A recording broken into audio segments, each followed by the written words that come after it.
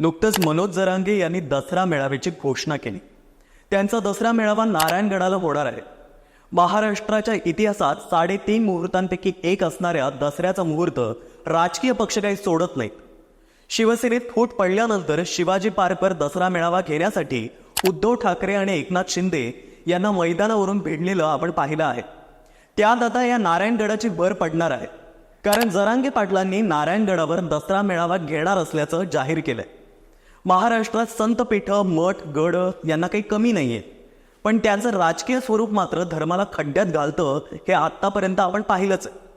मागच्या काळात आदरणीय नामदेव शास्त्रीजी यांना मेळावा बंद करताना आलेल्या अडचणी, नंतर झालेले वादविवाद आपण पाहिलेत। भगवान गडाप्रमाणेच आता नारायणगडावरती अशा एका मेळाव्याला सुरुवात होत आहे।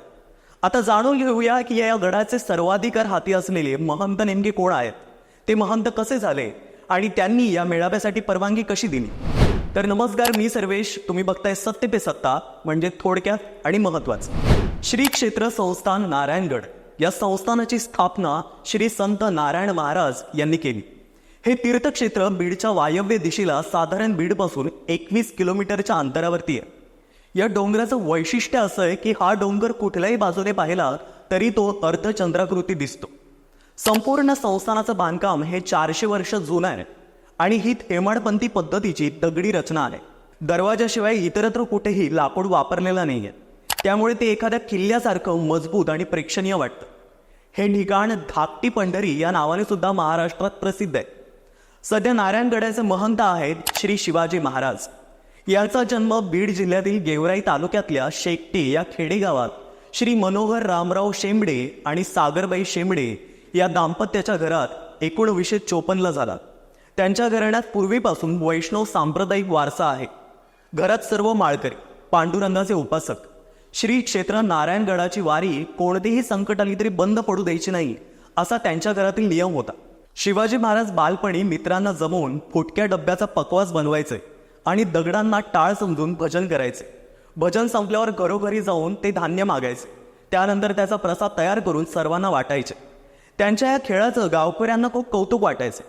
गावात 7वी पर्यंतचे शिक्षण पूर्ण करून आध्यात्मिक शिक्षण घेण्यासाठी ते आळंदीला गेले। तिथे त्यांनी हब श्री जयराम महाराज यांच्या आश्रमात 2 वर्ष शिक्षण घेतलं। त्यानंतर पुढे 4 वर्ष गुरुवर्य जोग महाराज वारकरी शिक्षण संस्थेत त्यांनी काढली। या 4 वर्षाच्या काळात त्यांना हब श्री विठ्ठल महाराज बोले आणि हब श्री मारुती महाराज कुरेकर यांचं मार्गदर्शन मिळालं।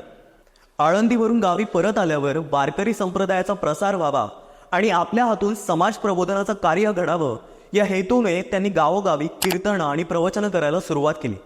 घराण्यात सुरू असलेली श्री क्षेत्र नारायणगडाची शुद्ध एकादशीची वारी ते करू लागले।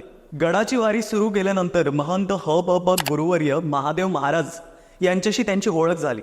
मग महादेव महाराजांनी त्यांना प्रत्येक नारळी सप्ताहात आणि तसेच गडावरील कार्यक्रमात कीर्तन आणि प्रवचन करायला सांगितलं। त्यामुळे त्यांच्यामध्ये गुरु शिष्याचं नातं निर्माण झालं। महादेव महाराज त्यांना मार्गदर्शन करू लागले। पुढे महादेव महाराजांची तब्येत ठीक नसताना त्यांनी दिलेला आदेश पाळून सलग 15 वर्ष शिवाजी महाराजांनी नारळी सप्ताहात काल्याचं कीर्तन केलं। आपल्याला समाज प्रबोधन करण्यासाठी कायमस्वरूपी एखादं ठिकाण असावं यासाठी त्यांनी महादेव महाराजांकडे मागणी केली। महादेव महाराजांनी मग मौजे, मांदळ, मोही इथल्या गावकऱ्यांसोबत चर्चा केली। मग गावातील श्री सीताराम दोंडीराम हारफूट यांनी स्वतःच्या मालकीची 30 गुंठे जमीन दान दिली। मग श्री शिवाजी महाराजांनी या परिसरात गावकऱ्यांच्या मदतीने श्री संत जगद्गुरू तुकोबारायांचं भव्य मंदिर आणि सभामंडप आणि भक्तिनिवास याचं काम पूर्ण केलं आणि तिथे तुकोबारायांच्या मूर्तीची प्राण प्रतिष्ठा केली। त्यानिमित्त आयोजित सप्ताहात महंत महादेव महाराजांनी 8 दिवस मुक्काम करून स्वतःच्या हाताने या नवीन मादळमोहीण संस्थानाच्या गादीवर शिवाजी महाराजांना बसवलं। महंत महादेव महाराजांनी गडावरील अखंड हरिनाम सप्ताहाचं नियोजन शिवाजी महाराजांकडे सोपवलं आणि त्यांनी ते सक्षमपणे पार पाडलं। तसंच त्यांनी 50 गावात अखंड हरिनाम सप्ताह सुरू केले। पण हे समाजकार्य करत असतानाच एक दुःखद घटना घडली। श्री क्षेत्र नारायणगडावरील महंत गुरुवर्य अ महादेव महाराज हे वारले। श्री क्षेत्र नारायणगडावरील नितांत श्रद्धा आणि महादेव महाराज यांची केलेली निष्काम सेवा याचं फळ म्हणून संत, महत्व, विश्वस्त मंडळी, गावकरी आणि सगळे भक्तगण या सर्वांनी मिळून गडाचे नवीन मठाधिपती महादेव महाराजांचे उत्तराधिकारी म्हणून महंत श्री शिवाजी महाराजांची निवड केली.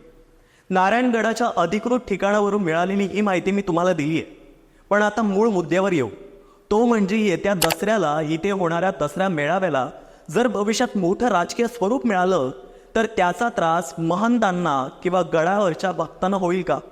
राजकारण आणि धर्मरक्षेसाठी बांधलेले गड संस्थानं वेगळे ठेवायला पाहिजेत का?